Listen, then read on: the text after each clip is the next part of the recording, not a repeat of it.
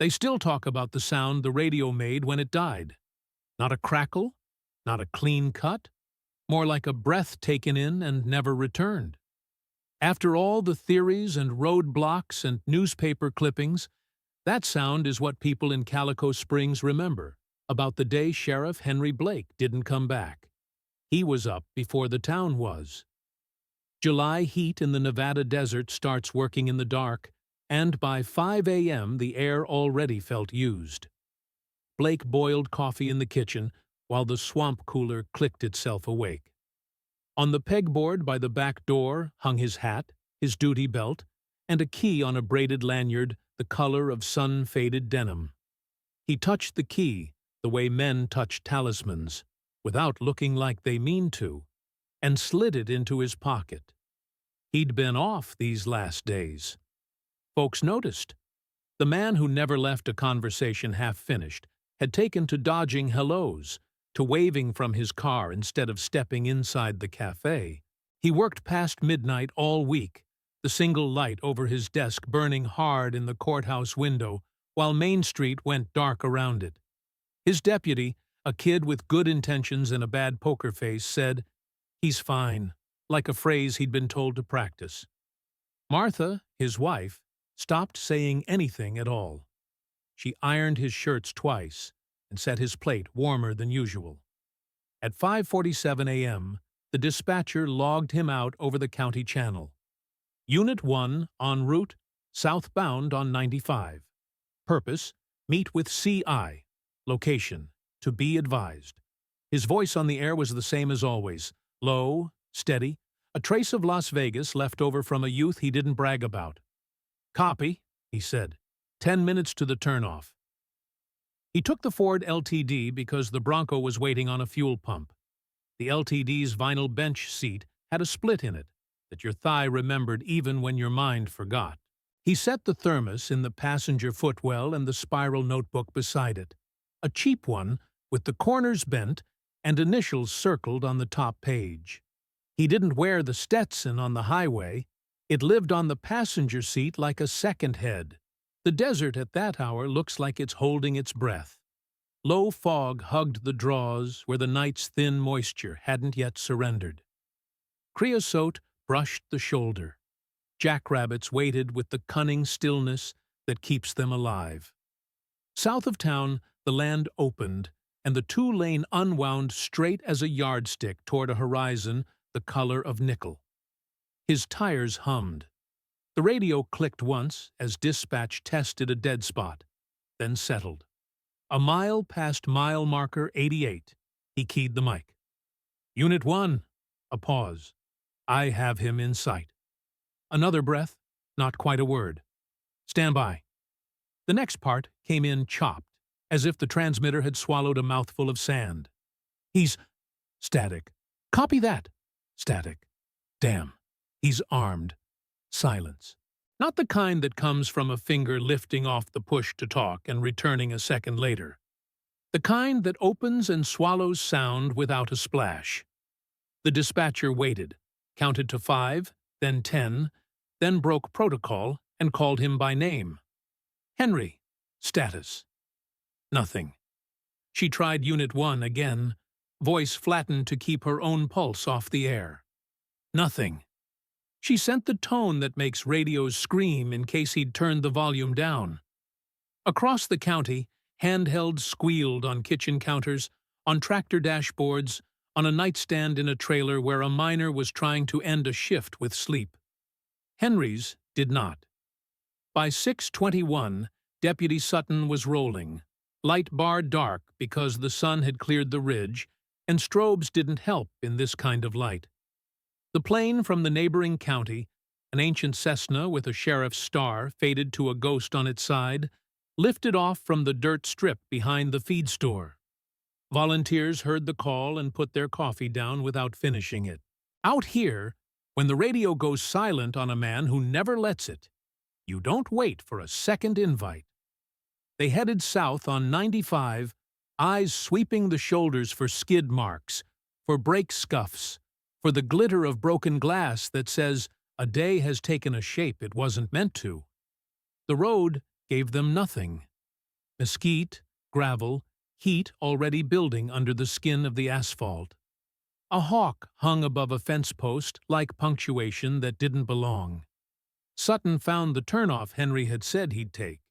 2 ruts veering east toward a dry wash, and a stand of tamarisk.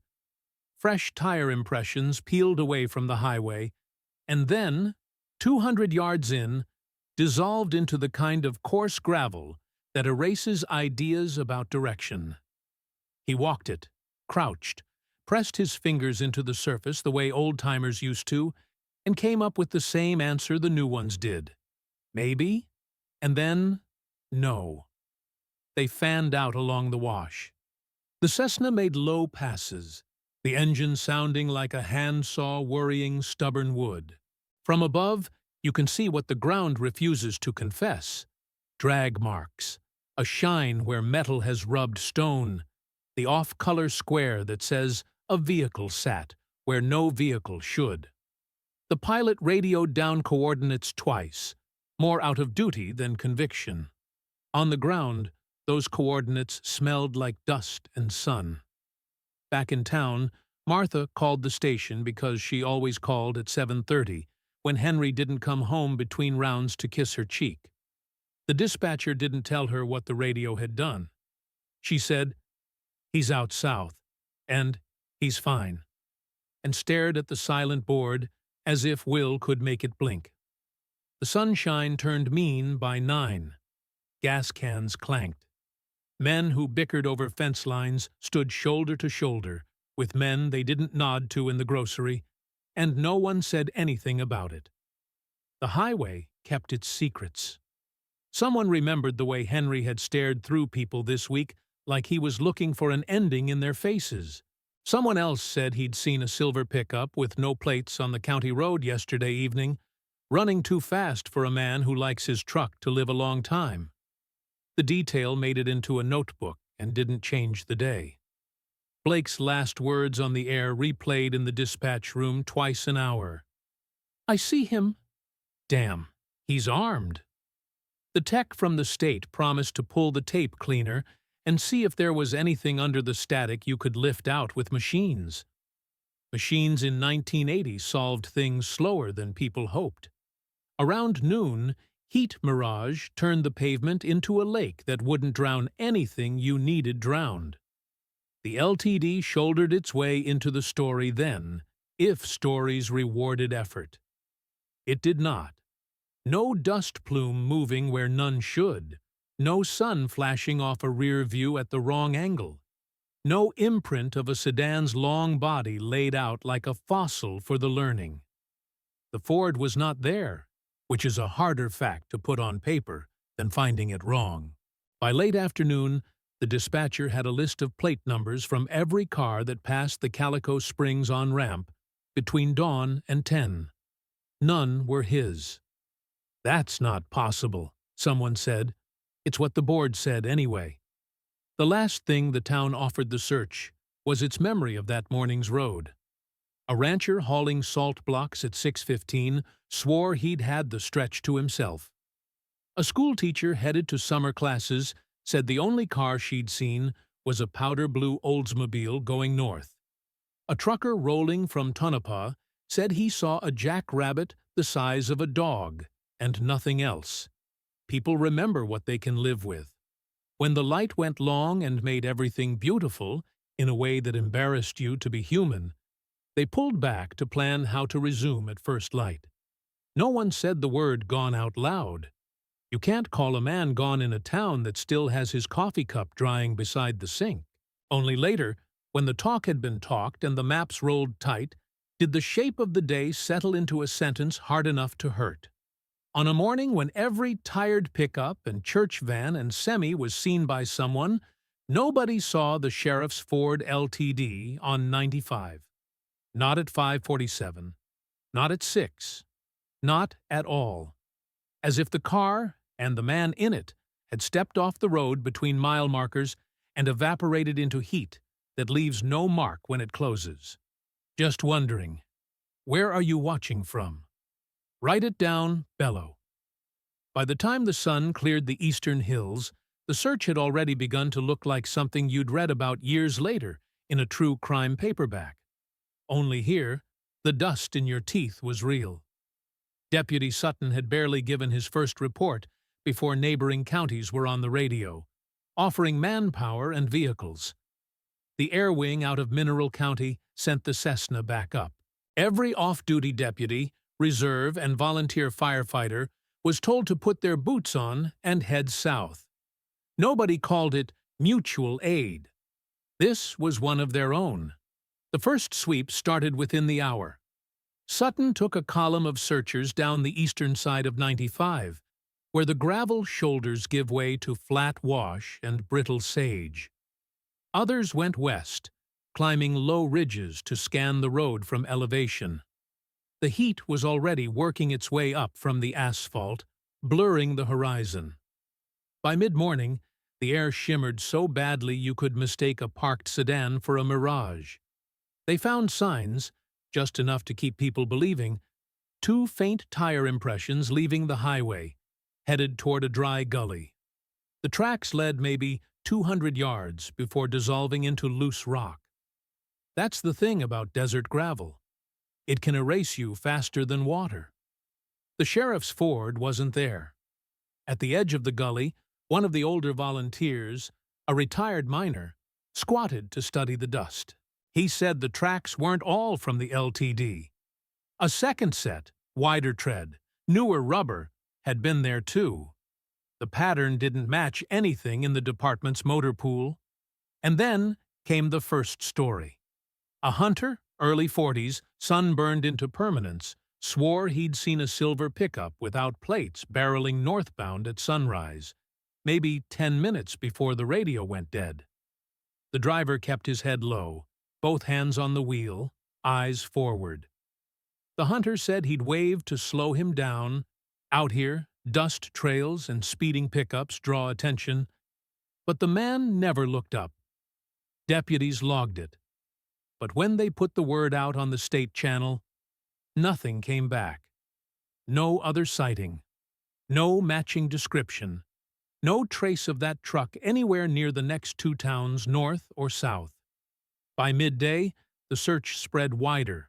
Dirt bikes and ATVs combing side trails. The Cessna banking low enough to make the sage sway.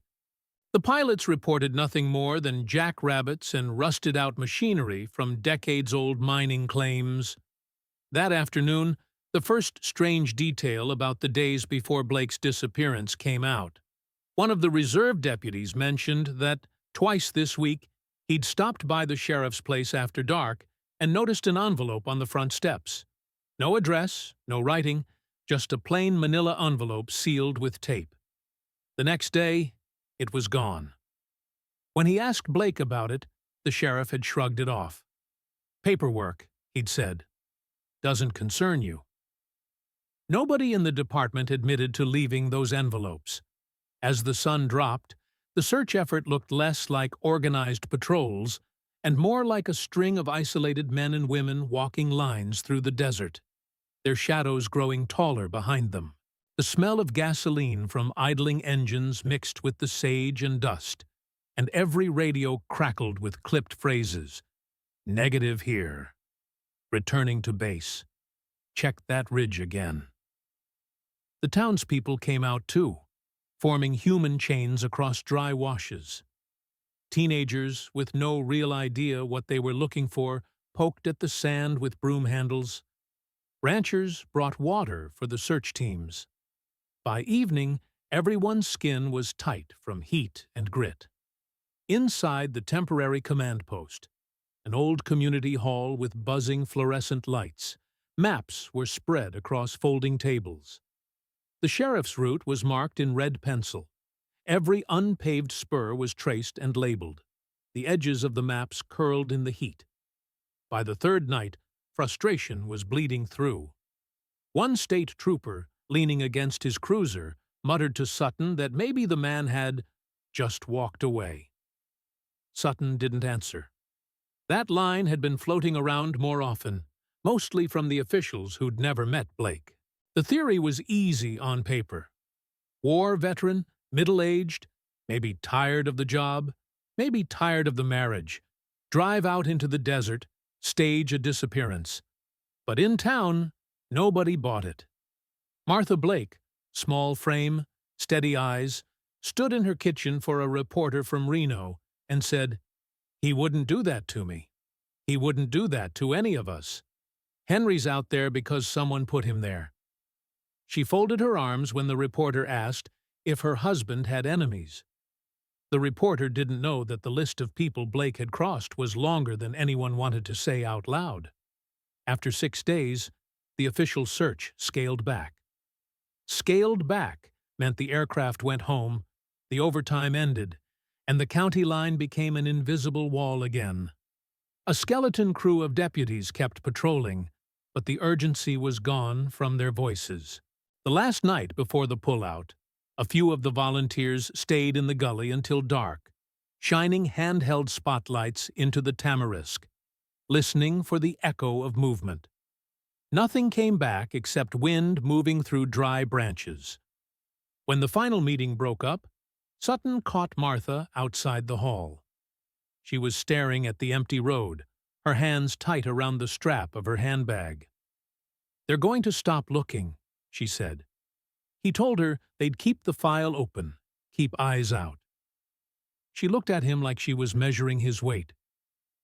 Henry would have come home. Something stopped him. Don't you ever forget that. By the next morning, the volunteers had gone home. The desert kept its shape. The gully looked like it always had, and the Ford LTD, with the man who drove it, was still nowhere at all. By fall of 1980, the chatter in town had gone from urgency to something quieter, almost superstitious. People still talked about Henry Blake, but now it was in lowered voices, with the kind of pauses you hear when someone's measuring what to say in front of strangers. If you'd only moved here recently, you'd think the sheriff had been an ordinary man who happened to disappear. He wasn't, and the more people revisited his past, the more it became clear how little of it was ordinary. Back in '78, Blake had spearheaded an investigation into weapons smuggling through the desert routes that cut from the border northward.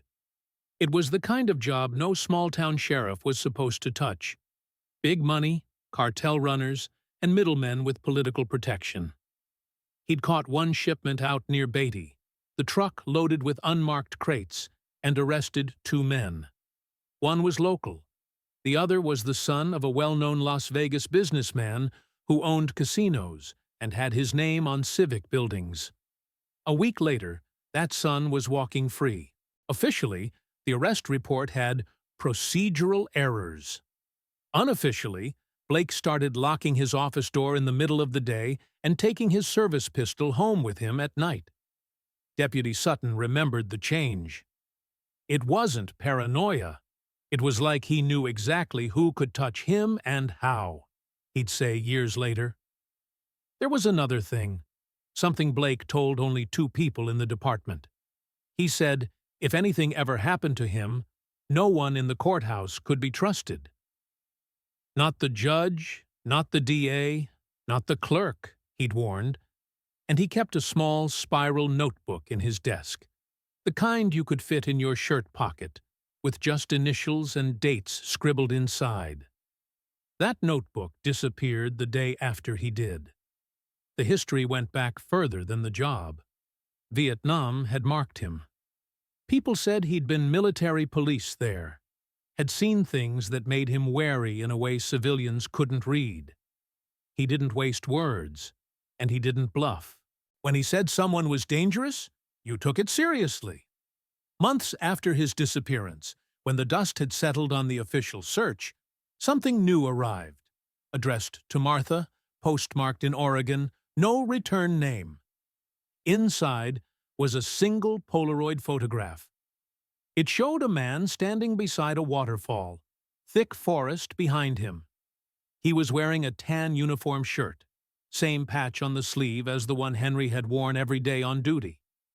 The face in the photo was half-turned, caught mid-blink, but the jawline, the height, Martha said she'd know it anywhere. The photo had a timestamp burned into the white strip along the bottom. September 12, 1980. That was more than 2 months after Henry had last been heard on the radio. She took it to the station. The deputies sent it on to the FBI field office in Reno. 2 weeks later, the official word came back. The image quality was too poor for conclusive identification. No one could confirm it was Henry, but Martha didn't need confirmation. She put the photo in a drawer next to the bed. There were no other messages, no ransom notes, no demands.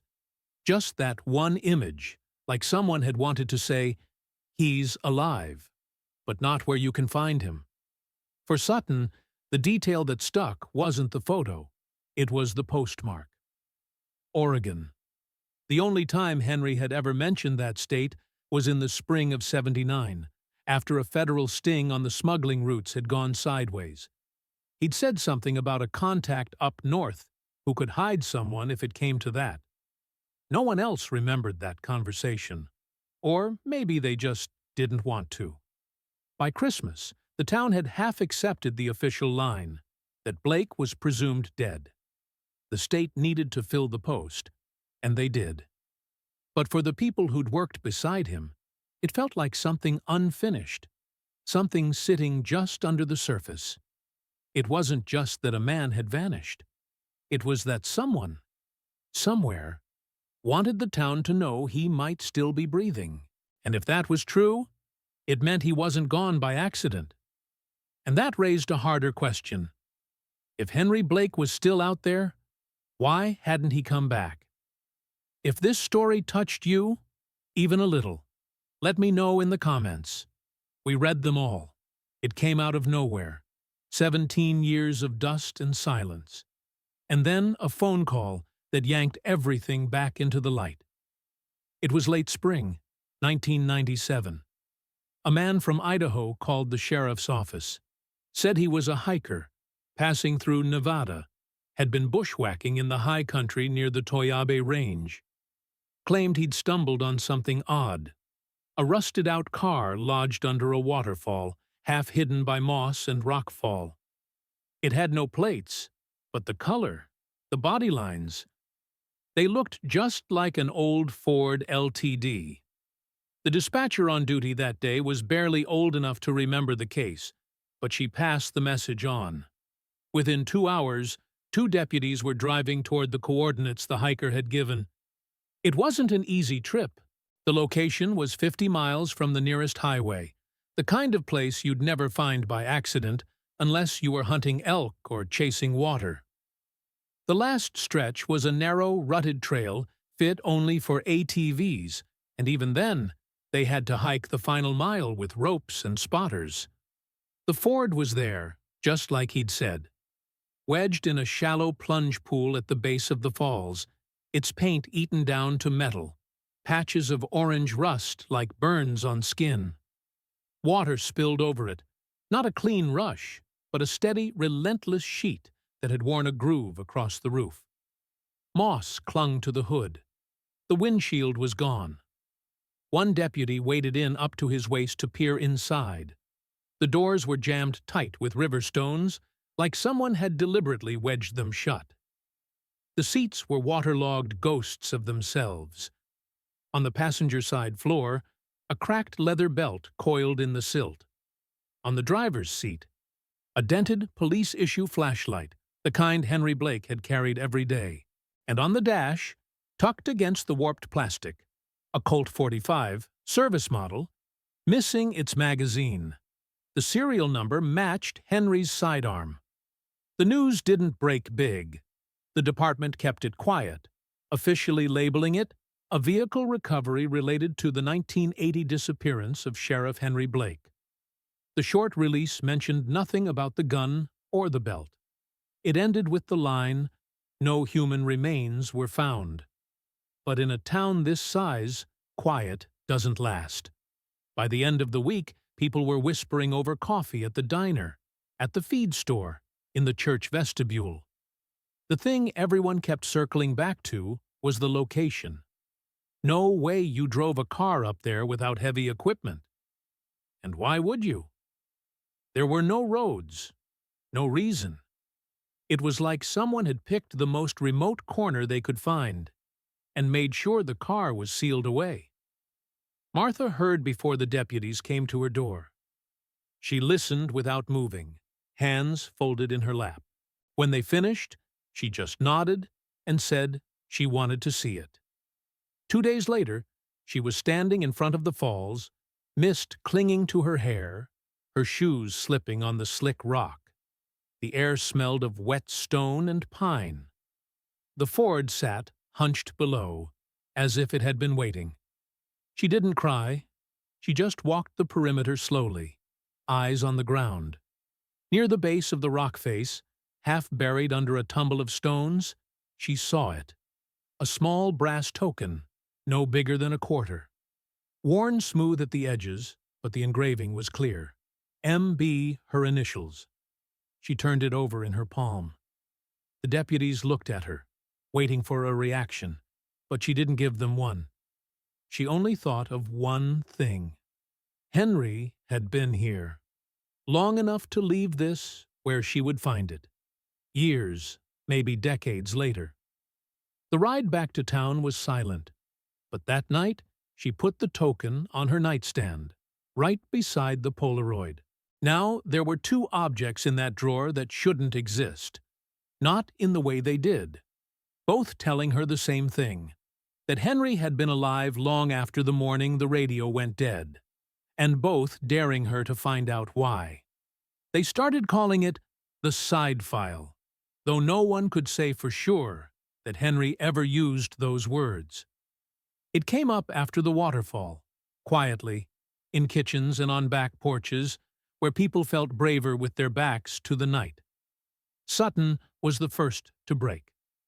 He met Martha at the diner the week after the Ford was pulled. He looked older than his years, a man who'd carried other men's secrets long enough to bend under them. Over coffee that went cold untouched, he said Henry had been working something off the books.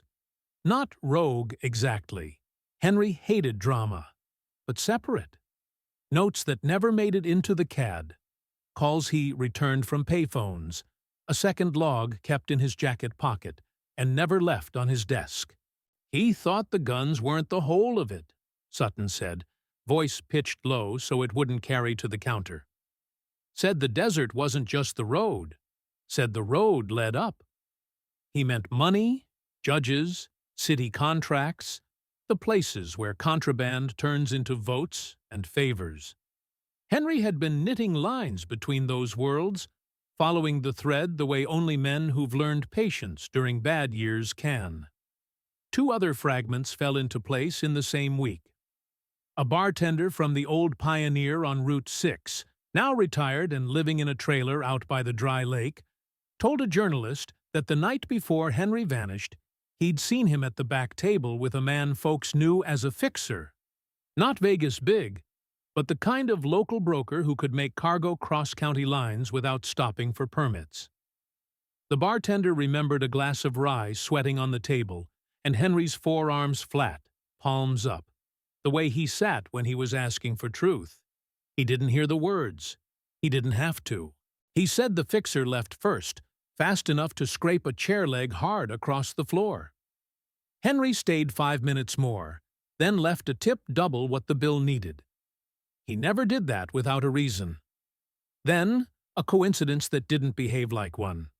2 weeks before the hiker found the Ford under the falls, a former county prosecutor died in a cabin fire west of Austin. A place off a dirt road with a view only a man hiding or healing would choose. The fire department called it accidental. Bad wiring in a house too old to trust. When the state investigator combed the ash, he found a small safe that had fallen through the floor joists. Inside, water-wrinkled clippings about Henry's disappearance, and a photograph of that same waterfall, taken from the ledge where Martha had stood 2 days ago with mist in her hair. The clippings weren't public copies. These had notes in the margins, dates circled, initials set off by slashes. On the back of the waterfall photo, in blue pen, someone had written, July route, only on foot. The dead prosecutor had worked with Henry in the late 70s, when seizures in the desert started cropping up once a month.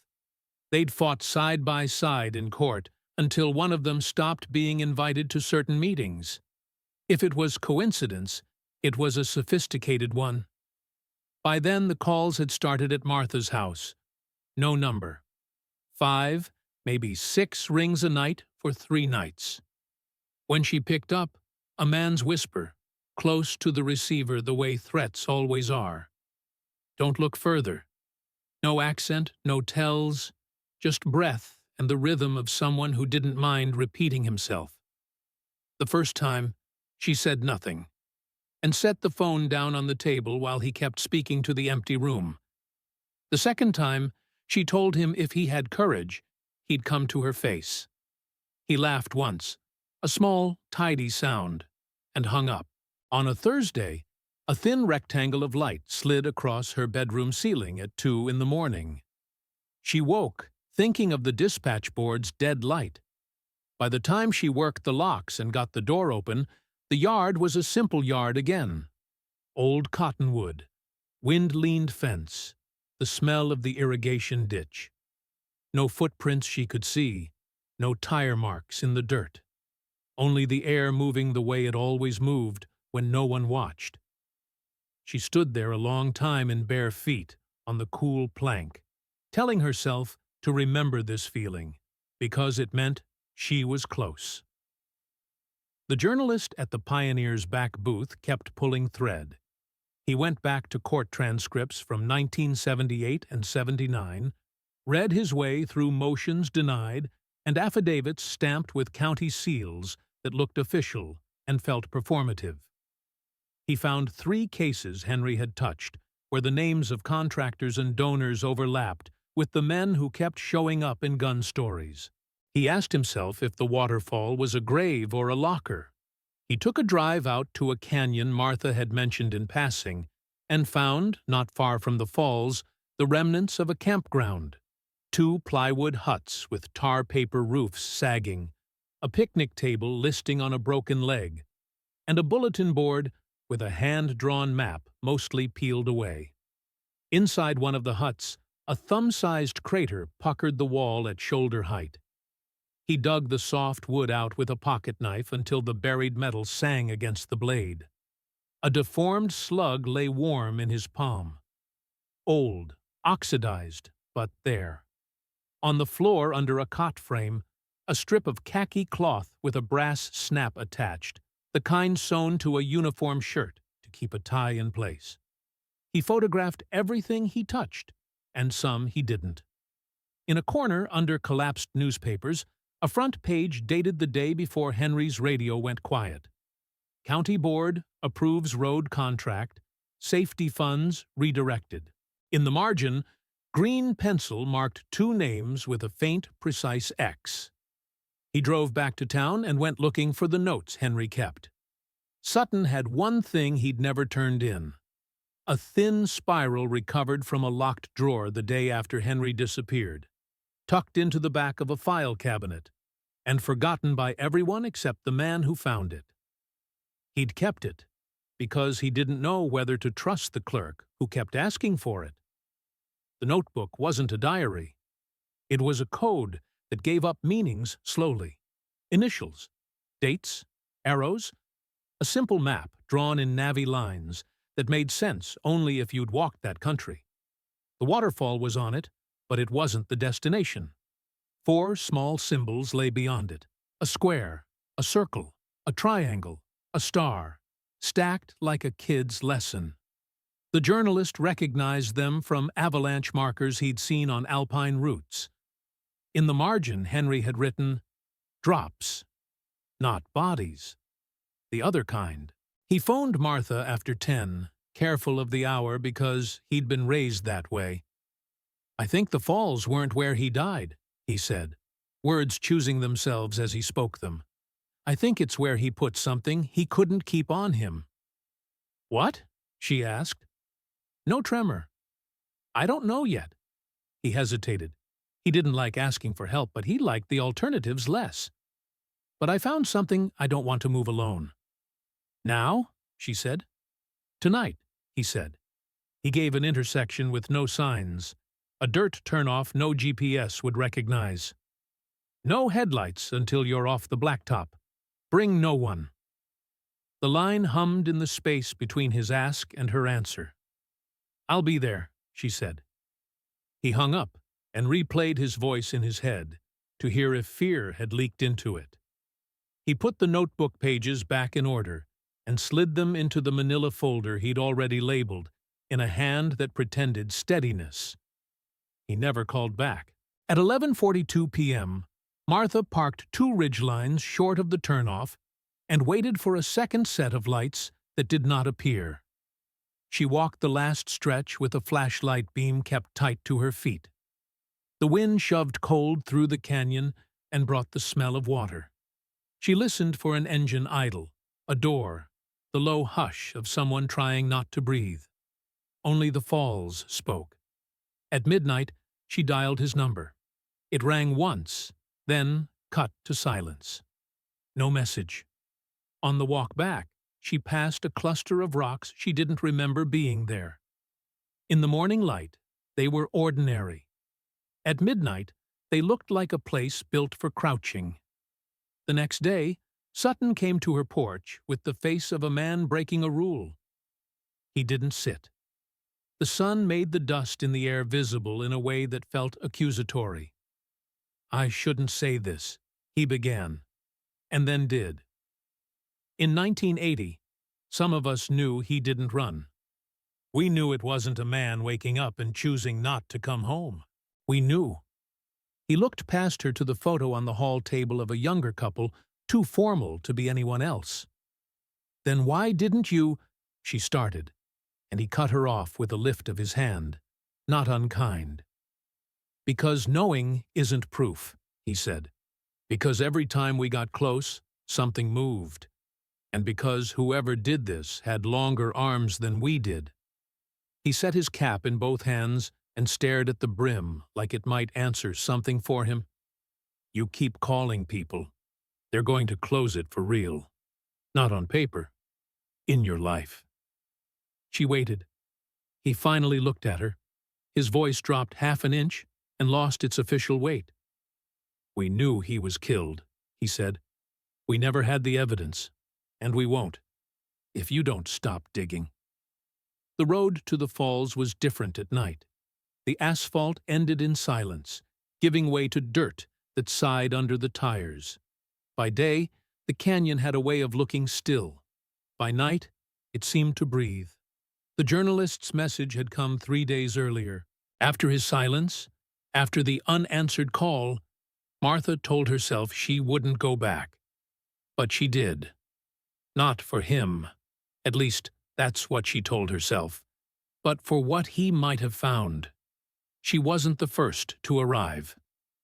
When she rounded the bend near the base of the canyon, a small beam flickered ahead, low to the ground. Someone moving, crouched. She killed her own light and waited, listening. The sound of water over rock carried sharp in the cold air. A shape moved toward the tree line, slow, careful, then vanished into the dark. By dawn, the shape and its light were gone. In their place, a scatter of boot prints in damp soil. That was when the independent journalist, another one, this time from Reno, came into the picture. He'd been following the case since Sutton's confession. Unlike the first reporter, he carried equipment, a metal detector, a camera with a cracked lens hood, and the calm eyes of someone who'd walked into dangerous rooms before. He traced the boot prints as far as the lower ridge, then found something under a collapsed cedar, a length of weathered rope tied in a slip knot, and an empty canvas satchel with one strap torn away. This was a camp, he said, more to himself than to her. The huts weren't much, plywood walls softened by rain, a roof sagged into itself, but inside one, the past had left its fingerprints. A bullet hole at shoulder height in the far wall. The wood around it warped, the splinters gray with age. In the dust beneath, a fragment of jacketed lead no bigger than a fingernail.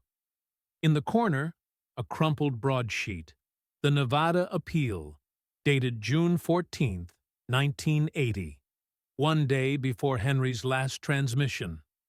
Half the page was a county board announcement about road contracts and reallocated safety funds. Two names underlined in green pencil, the lines drawn steady and deliberate. The other hut was worse off.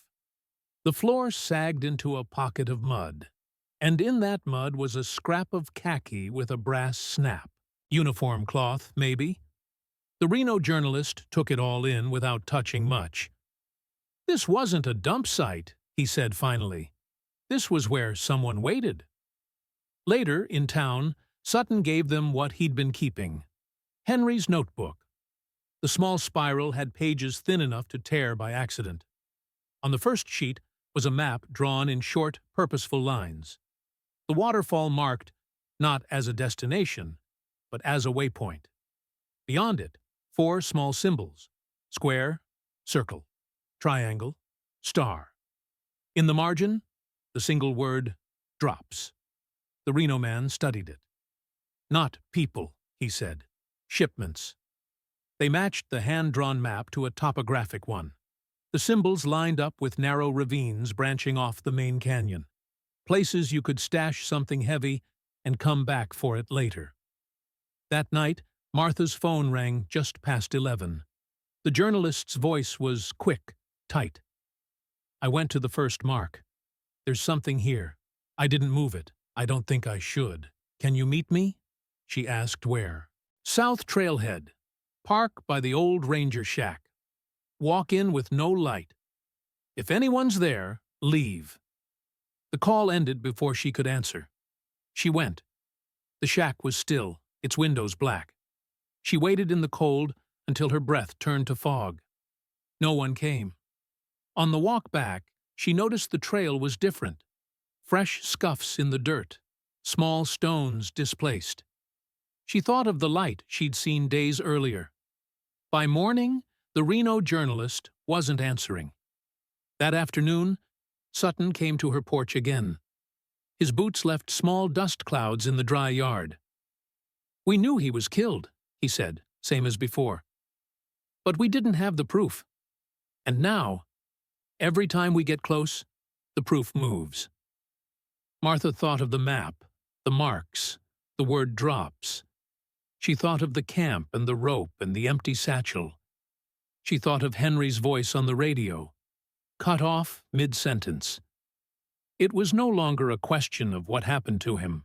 It was a question of what he had been carrying, and why someone still wanted it hidden after all these years. And somewhere in that canyon, she was sure, the answer was still waiting. The old service station sat where the highway kinked, and then thought better of it. A low concrete box with its windows boarded and the canopy slouched like tired shoulders. The wind pushed grit across the pumps that hadn't known fuel since Reagan, and the sign out front had lost letters until it only promised GAE to anyone who still believed in bargains at midnight. Martha parked with her headlights off, letting her eyes learn the dark by degrees. The asphalt still held a memory of daylight heat. It came through the soles of her shoes when she stepped out. Somewhere in the weeds, a cricket worked a rusted hinge of sound. She scanned for the journalist's battered jeep. Nothing. The bay where he'd said he'd wait was empty, except for a stray oil pan and a stack of tires that had gone round and brittle. Then her foot struck metal. Keys. A small ring of 3, the kind you don't give to strangers, lying on the asphalt as if set down and forgotten by someone who never forgot anything. Beside them, a sheet of paper, folded and crushed, the fibers broken into white veins. She knelt and angled the page to catch what little starlight the sky was willing to offer. 4 words in block print, heavy on the downstrokes. He knew about them. A second line squeezed in, smaller, messier, as if written from a car hood instead of a table. They'll come for you, too. No signature, no instructions. The paper smelled faintly of gasoline. Her first instinct to call Sutton, ran into a wall inside her chest and fell. The last 3 nights had taught her what phones were worth when the other end didn't intend to pick up. She pocketed the keys and the note and stood very still, listening. The station made small settling noises, sheet metal cooling, something loose tapping, like a finger impatient on a desk. When she finally turned back to her car, she did it slow, as if the space between the pumps had now become another person in the conversation. The journalist had marked a spot on Henry's hand-drawn map with a careful X, 2 ravines past the falls, then a side cut that looked like nothing from above and everything from below. Martha waited for a semi to roar by, let its noise cover the start of her engine, and eased onto the highway without lights until she was clear of the last sodium pool. The dirt road took her shocks apart, one insult at a time. At the trailhead, she killed the engine, wrote her name and the time on a scrap from her purse on habit no one had asked her to keep, then immediately tore it up. She walked by flashlight held low, keeping the beam tight to her boots. The canyon exhaled cold the way a sleeping thing exhales heat, steady, unbothered by what the living bring to it. Sage brushed her jeans, leaves rough as old tongue depressors.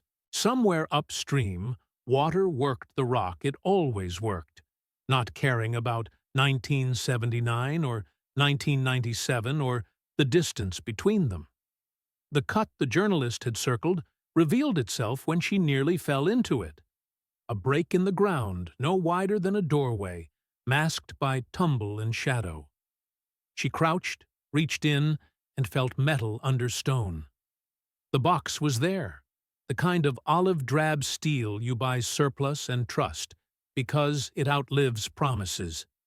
Someone had dragged it to this lip years ago, and then taught the ground to forget. Her gloves found edges, found the locked hasp, found the big bolt shoved through the latch, and bent with a hammer, so the next person would have to really want it. She wanted it. It took 20 minutes, and a tire iron she didn't admit to herself she'd put in the trunk, working at the pin until the metal screamed a little and let go. The lid stuck with age and then gave, the seal breaking with a cough of air that had been shut in since the decade people still smoked in offices. Inside, paper. Not loose, not a heap, stacked and banded, reports in duplicate with the carbon still faintly smudging one side. The paper had the soft give of age. The staples had made their own little rust galaxies. She cracked the first bundle. Letterhead from the sheriff's office in a font that wasn't used anymore. Incident reports, June 1979, March 1980. Names that didn't belong on one page together. A county engineer, a district judge, a man who officially ran a gravel company, but in practice ran the routes no one spoke about in daylight. The reports read like they'd been written fast and angry, edited later with a tidier pen. Unmarked trucks using the High Ridge Road after midnight. Observed exchange at mile 12 turnout. Contact. Informant says the board gets its cut. And threaded through, like a refrain you don't notice until the 4th verse. H. Blake in the margin in somebody else's hand. Initialing photographs. Cross-referencing plate numbers. Circling dates twice when the same contractor's name and a judge's golf partner appeared within inches of each other. She turned a page, and Henry stepped out of the report's grammar and into his own voice. Handwriting she recognized from grocery lists and birthday cards to their boy. Not pretty. Functional. Unembarrassed by urgency. If they're using the North Fire Road, they're not worried about being seen by deer or God. That means someone has the keys to the gate. Another page. Mountain Road funded for emergency access. No emergency except the one they have planned. Another. Judge W. meets with M. Gravel at Pioneer after hours. Bartender says nothing because he's not an idiot. Need to shift to paper they don't control. His last line before the formal reports resumed was a sentence without a period. If I can't get the DA to file, I'll bring it myself to Reno and blank.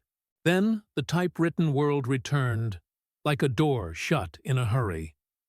The third bundle had dates from the weeks before the radio went silent. The tone had changed. Less observation, more instruction, the way you write when you're packing and want whoever comes after you to find the right bag. Photocopies of grainy photos, tailgates down under moonlight, silhouettes carrying long cases 2 at a time, the white flash of a face turned toward a camera, and then away again. Underlined, 2 military crates unaccounted for. In the margin, Judge's nephew driving. She forced herself to slow down, to breathe through the impulse to flip to the end and eat the conclusion like a starving person. That urge had cost her before. She turned 1 page at a time, letting the reports tell the story their author had been brave or stubborn enough to start. The final packet was thinner, the headers messier, as if they'd been typed on a borrowed machine with a ribbon someone had been too cheap to replace. Henry's voice was back, quieter, as if he'd found a place where a loud sound would get him killed. I need to do this tomorrow. If I don't come back, find Martha. No signature. The sentence ran on into the white like he'd been interrupted mid-breath. The page after it was missing. A staple scar at the top corner held the absence, like a photograph holds light that isn't there anymore. She sat back on her heels, the box's cold edge working into her shins, the canyon closing in, the way it does when your field of vision is full of the past. It wasn't just that Henry had known. It was that he'd named them, put ink on their names in a place where erasing takes effort. He knew about them. The crumpled note from the gas station burned in her pocket, as if the words were still being written. They'll come for you, too. Wind moved through the cut and made a dry sound, like paper sliding under a door. She stacked the packets in order and hesitated. Leaving them would mean trusting the canyon to keep secrets again. Taking them would mean being the next person carrying a weight someone else had decided was too heavy to live with. She looked down at Henry's line, "Find Martha," and chose the thing that had already chosen her. The rock under her hand shifted. Not a small settling. A deliberate nudge, stone against stone. She froze, palm flat on paper, head turned toward the mouth of the cut. Another scuff, closer, measured. The sound of a boot finding purchase on loose gravel.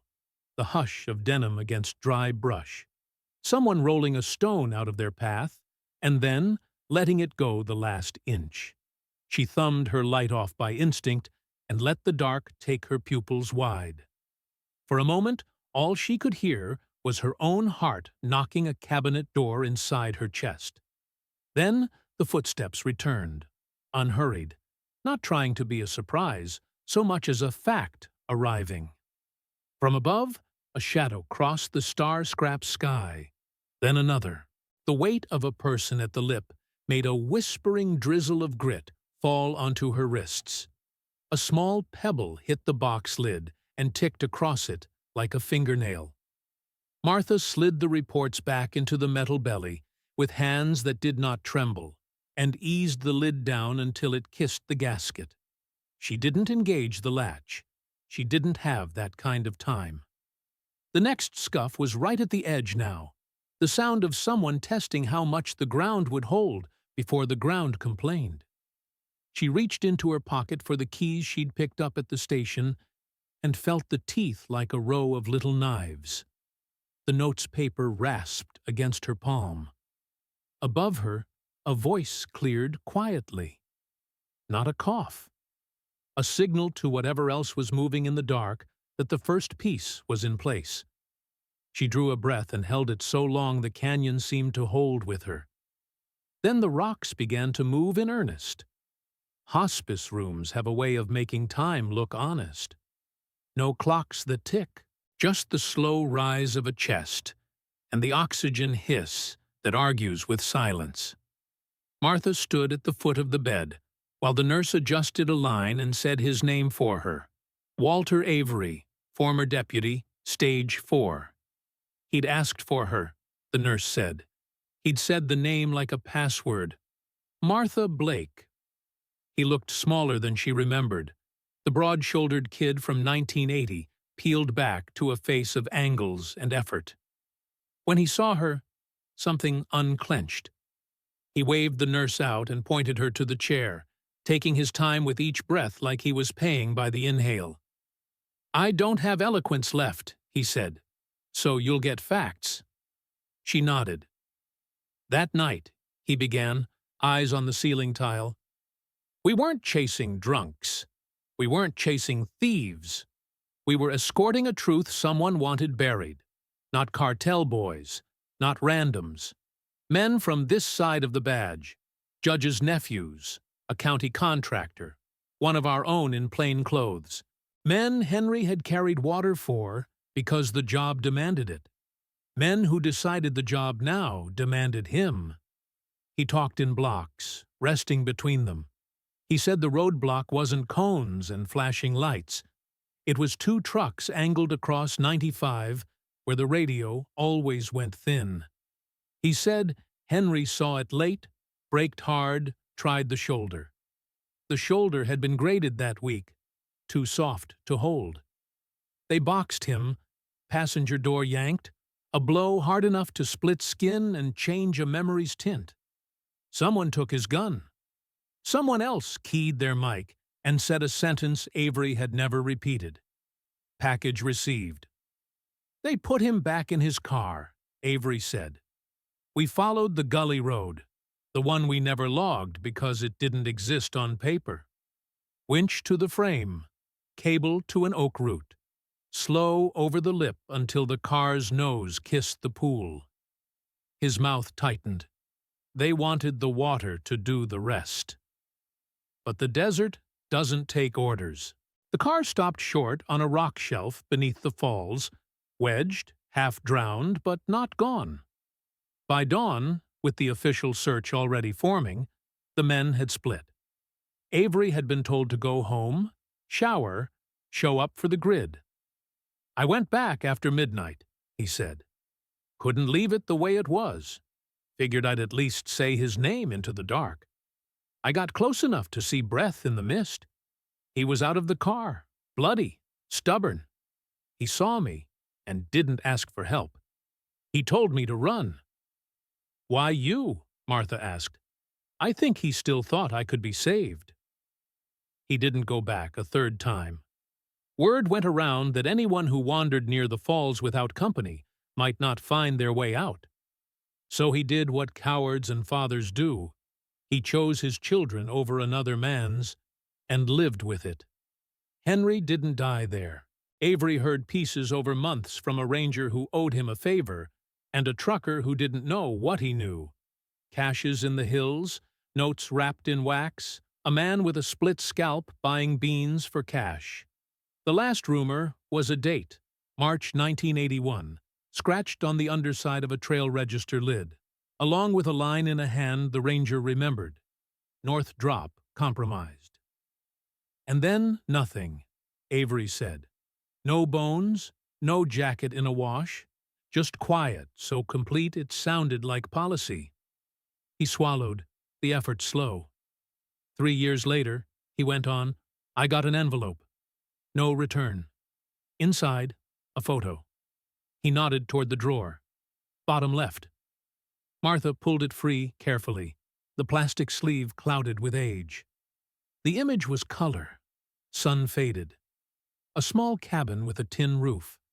Snow patches receding into scrub. A man in a wool cap and beard stood near the doorway, face tired but unbroken. Eyes on the camera like he'd made a decision about being seen. Henry. She let out a breath she hadn't noticed she'd been holding. Then Avery told her to look again. Behind and to the right of the cabin, halfway in shadow, A child stood, 8, maybe 9, a knitted hat pulled low, in both hands, held up to chest level as if presenting it to someone just out of frame. A badge. Sheriff's star. Silver bright, even in the washed light. Came with one line on a separate card, Avery said. No signature. He has company. His eyelids fluttered. I didn't tell anyone. Figured the less said, the longer they both had.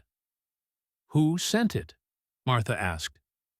I'm dying not knowing, he said. Maybe that's punishment. Maybe it's mercy. He took a breath that shuddered and found its footing. You want contrition. I have some.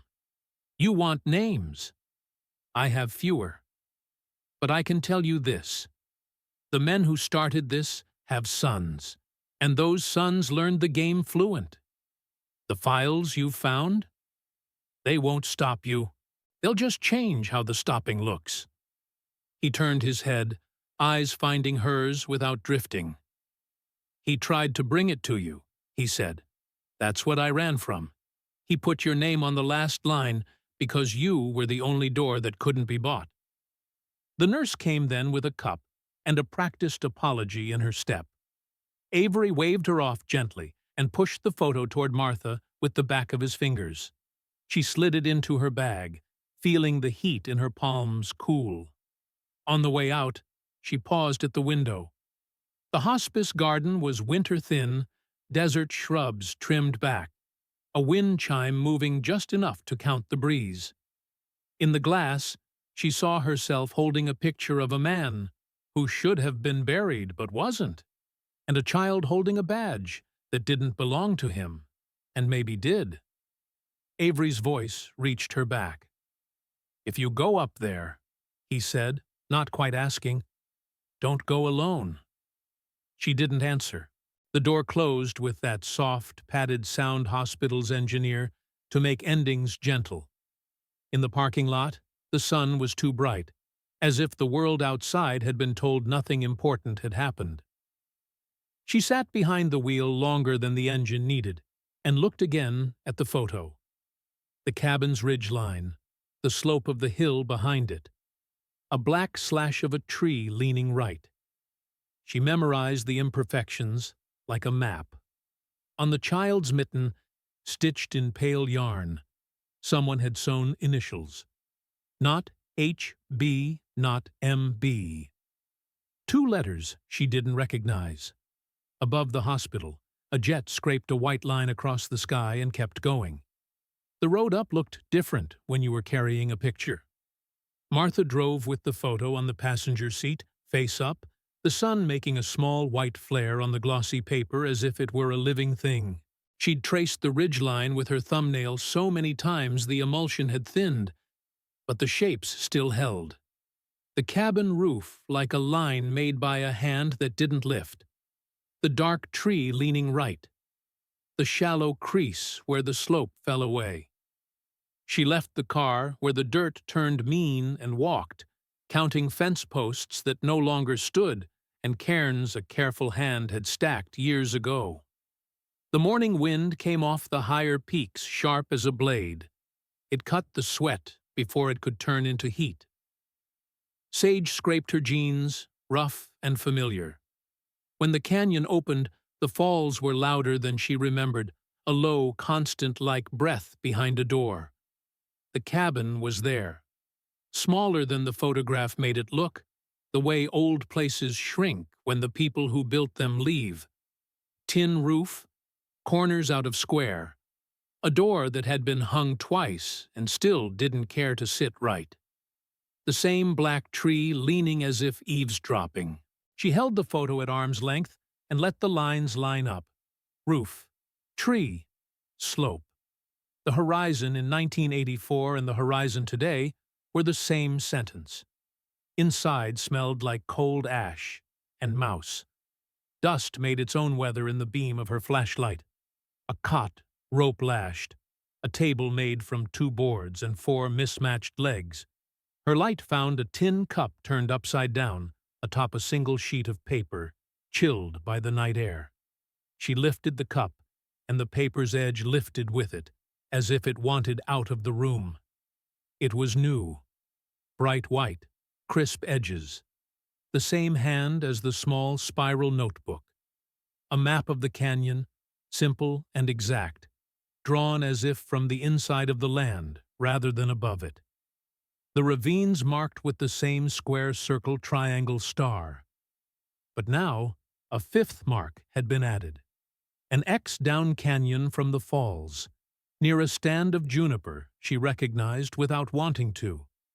In the corner, a single word in printing that leaned forward like a runner. Hurry, not a message a historian leaves for a clerk. A message the living leave for the living when the distance between them is smaller than the world wants to admit. She stood very still and listened to the room listen back. Nothing but wind through a crack and a roof nail ticking as the sun warmed metal. She folded the map without creasing the marks and slid it into her jacket. When she turned, her light caught something under the cot. A boot print, the tread sharp and recent. A small stone pressed into it like punctuation. Whoever had been here had left hours ago, or minutes. She stepped outside.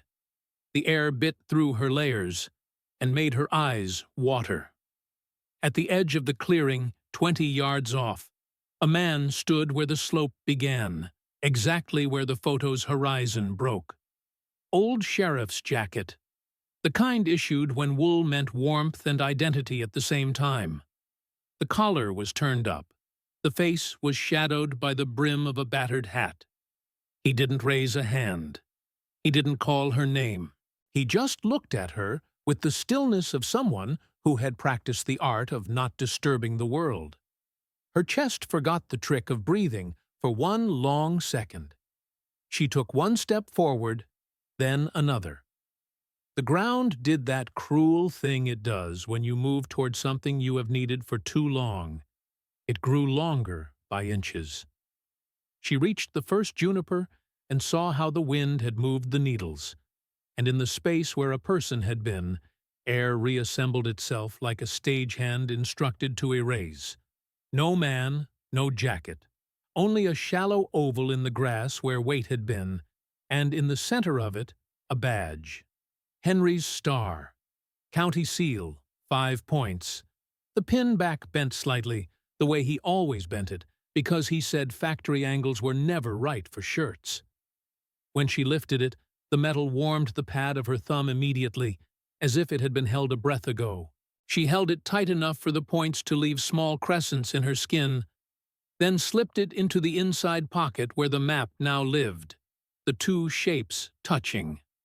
She waited until the waiting became ridiculous, even to a heart that refused logic.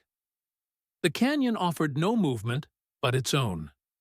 When she finally turned toward the trail, the world had brightened one notch toward noon. Her legs felt a kind of hollow you get only after a sprint you didn't know you'd run. At the car, the windshield had grown a square white mouth. An envelope, tucked under the wiper, plain and arrogant. She looked around before she reached for it and saw only the silence pretending to be landscape. The flap wasn't sealed. Her name wasn't on it. Inside, a photograph, new paper, the blacks deep, the whites honest.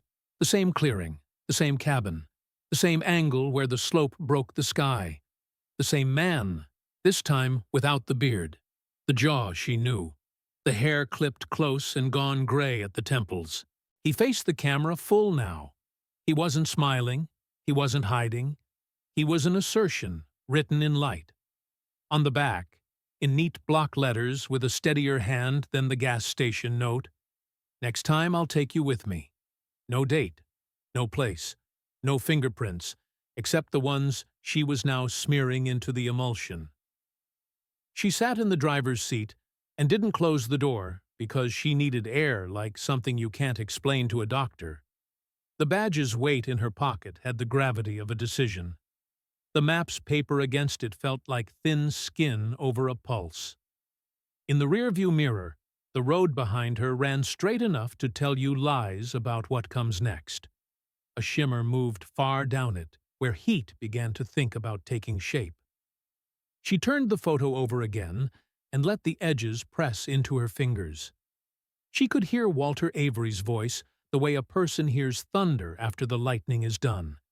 Delayed, but inevitable. The files won't stop you. They'll change how the stopping looks. She could hear Henry's last line before the blank page. Find Martha. She could hear the whisper from the phone in the dark weeks ago, the one that had traded a man's breath for grammar. Don't look further. She put the envelope on the dash where the sun would not fall directly on it. She started the engine and let it idle. The badge pressed against the map with the tiny click of metal finding paper. Her hands were steady on the wheel, which told her less about bravery than about how the body betrays you by doing its job when the mind is busy making lists it will not share. In the mirror, a shape resolved 3 bends down, a car easing into view and then out again with the road. Black paint. No plates she could see at this distance, the glass too dark for weather. She shifted into drive, then back into park. The canyon breathed out, and in that exhale, the world felt like it was waiting for someone to decide whether this was an ending or a preface. She left the engine running, the door half open, 1 foot on ground, 1 inside. The sound of water drifted even here, thinner now that she knew what it covered. She didn't look away from the mirror when the shape appeared again, closer, patient. She lifted Henry's badge from her pocket and balanced it against the base of the mirror so it flashed when the light hit it, just so. The black car reached the last curve and slowed. The photo on the dash shifted under a small draft from the vent. In the corner of the print, a tiny fleck of dust caught the sun and made a star. "Okay," she said to no one, or to the person she had been asked to be, and kept her eyes on the glass.